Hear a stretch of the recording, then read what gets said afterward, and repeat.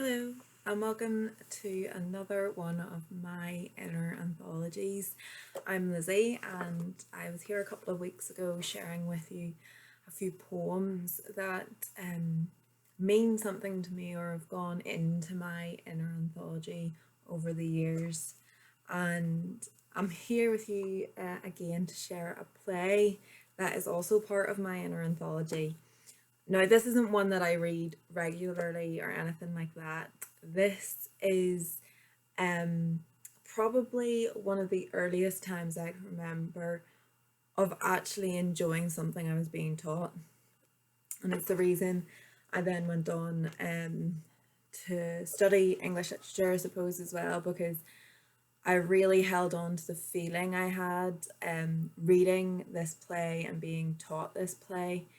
And it is all down to the teacher I had at the time, who just really loved storytelling, loved this play, loved everything that they taught us. And I cannot remember taking exams or writing essays for this teacher's class, but I can remember the discussion we had around scenes in the play. I can remember them really enthusiastically reading it out, and the joy that they had in trying to be able to communicate the power of storytelling has really stayed with me, which is just fantastic when I think about it now.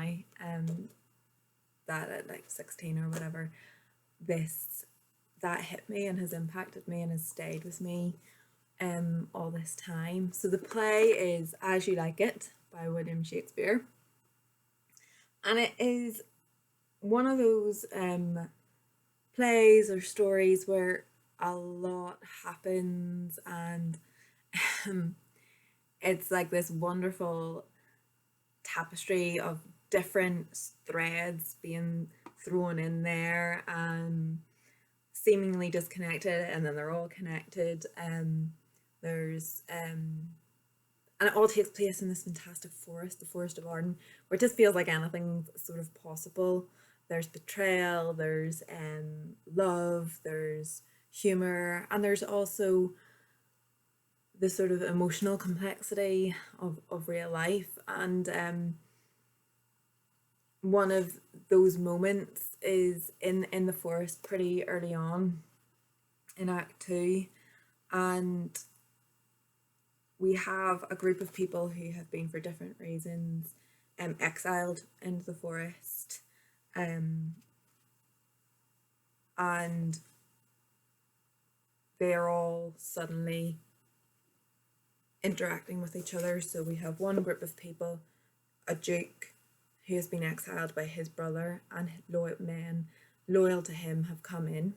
Then we have another person who's been exiled by his brother, and he's come in with his elderly servant. And then we have the duke's daughter, who has been exiled, and her best friend and closest companion has chosen to come into the exile with her.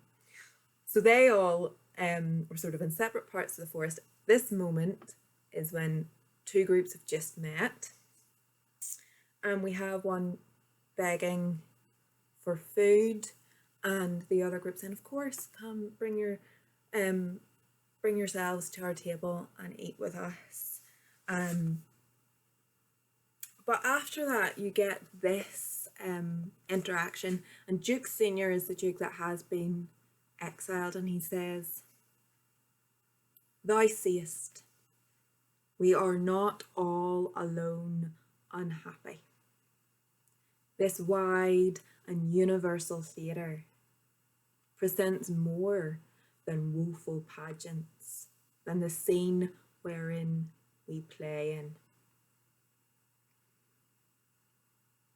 And this idea that there's more, this wide and universal theatre, to which one of the members of the party that he has been exiled with, Jax, says, "All the world world's a stage, and all the men and women merely players. They have their exits and their entrances, and one man in his time plays many parts, his acts being 7 ages. At first the infant, mewling and puking in the nurse's arms. Then the whining schoolboy, with his satchel and shining morning face, creeping like snail unwillingly to school. And then the lover, sighing like furnace, with a woeful ballad made to his mistress's eyebrow. Then a soldier, full of strange oaths and bearded like the pard, jealous in honour, sudden and quick in quarrel, seeking the bubble reputation even in the cannon's mouth. And then the justice, in fair round belly and good camping lined, with eyes severe and beard of formal cut, full of wise saws and modern instances. And so he plays his part. The 6th age shifts into the lean and slippered pantaloon, with spectacles on nose and pouch on side, his youthful hose well saved, a world too wide for his shrunk shank and his big manly voice, turning again toward childish treble pipes and whistles in his sound. Last scene of all, that ends this strange, eventful history, a second childishness and mere oblivion.